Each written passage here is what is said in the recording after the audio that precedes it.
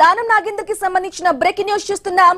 తెలంగాణ ముఖ్యమంత్రి రేవంత్ రెడ్డి ఆదేశిస్తే ఎమ్మెల్యే పదవికి రాజీనామా చేస్తారని అన్నారు దానం నాగేందర్. తనకు ఎన్నికలు కొత్త కాదని ఇప్పటికే 11 సార్లు కొట్లాడిన చరిత్ర ఉందన్నారు. ఇక అనర్హత అంశంపై సుప్రీంకోర్టు విచారణలో అవసరమైతే తన వాదన వినిపిస్తారని చెప్పారు. రేవంత్ రెడ్డి మరో 10 ఏళ్లు సీఎంగా కొనసాగితేనే రాష్ట్రం అభివృద్ధి పదంలో దూసుకెళ్తుందన్నారు దానం నాగేందర్. సందర్భాన్ని బట్టి అది నిర్ణయం తీసుకుంటాం. ఇంకా దాని గురించి ఏం చర్చ జరగలేదు.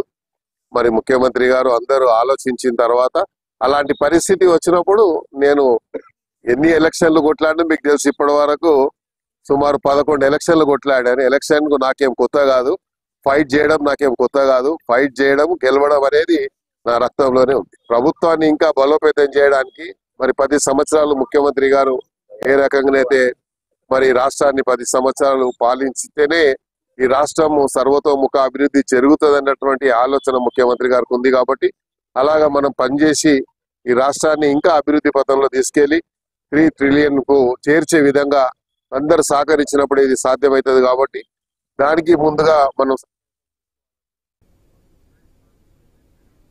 రైట్ గా బ్రేకింగ్ న్యూస్ చూస్తున్నాం. తెలంగాణ ముఖ్యమంత్రి రేవంత్ రెడ్డి ఆదేశిస్తే ఎమ్మెల్యే పదవికి రాజీనామా చేస్తారని అన్నారు దానం నాగేందర్.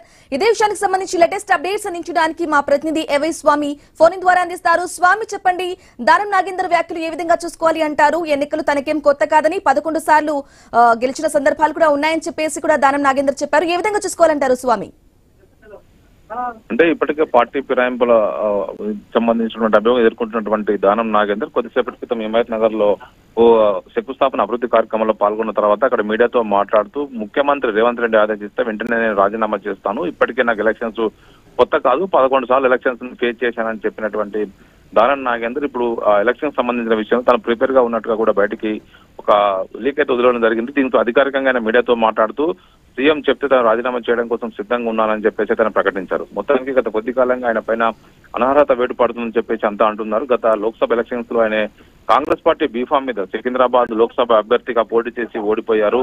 మరోవైపు బీఆర్ఎస్ పార్టీ నుంచి ఎమ్మెల్యేగా గెలుపొందినటువంటి దానం నాగేందర్ పార్టీ ఫిరాయింపుల సంబంధించినటువంటి వ్యవహారానికి పాల్పడ్డారు. అనర్హత వేటు వేయాలని చెప్పేసి ఇప్పటికే బీఆర్ఎస్ నేతలు ఒకవైపు లీగల్ ఫైట్ చేస్తున్నారు. ఇప్పటి సుప్రీంకోర్టులో, మరోవైపు స్పీకర్ వద్ద ఇప్పటికే దీనికి సంబంధించిన వివరణ ఇచ్చుకున్నారు. రానున్న రోజులు ఆయన సంబంధించిన విషయంలో ఖచ్చితంగా ఆయన పైన వేటు పడుతుంది, ఆయన పార్టీ ఫిరాయించారని చెప్పేసి స్పష్టమైన ఆధారాలు ఉన్నాయని చెప్పేసి కూడా బీఆర్ఎస్ నేతలు అంటున్నారు. ఈ సమయంలోనే గత కొద్ది కాలంగా ఆయన సంబంధించి జూబ్లీహిల్స్ బై ఎలక్షన్స్ తో సంబంధించి కూడా ఆయన విషయంలో పదే చర్చకు వస్తుంది. ఈ నేపథ్యంలోనే ఆయన ఇప్పుడు స్వయంగా తనకు తానే స్పందించడంతో కూడా రానున్న రోజుల్లో ముఖ్యమంత్రి చెప్తాను రాజీనామా చేయడానికి సిద్ధంగా ఉన్నానని చెప్పడం అంటేనే ఆయన ఏకంగా కాంగ్రెస్ పార్టీతో కలిసి ప్రయాణం చేస్తున్నట్టుగా స్పష్టంగా అర్థమవుతుంది. ఇటీవల కాలంలో ఆయన ఢిల్లీ వెళ్లి కూడా కాంగ్రెస్ పార్టీ పెద్దలతో కూడా మాట్లాడుకొని వచ్చారు. త్వరలోనే ఒకవైపు ప్రభుత్వం ఇంకో సమయం చూసుకొని ఆయన రాజీనామా చేస్తారు, లేకపోతే అనర్హత వేటు వేస్తారని చెప్పేసి కూడా అంతా అనుకుంటూ ఉన్నారు. రైట్ స్వామి, thank you for the updates.